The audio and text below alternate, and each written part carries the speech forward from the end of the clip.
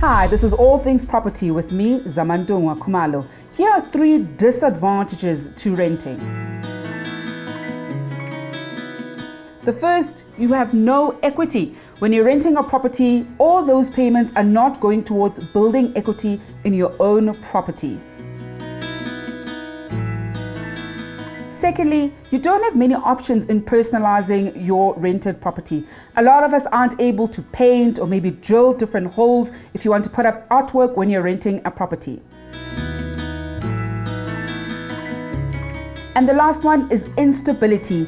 A lot of rental leases would typically last 12 months, meaning that if the landlord decides not to renew your lease, you might be moving every single year.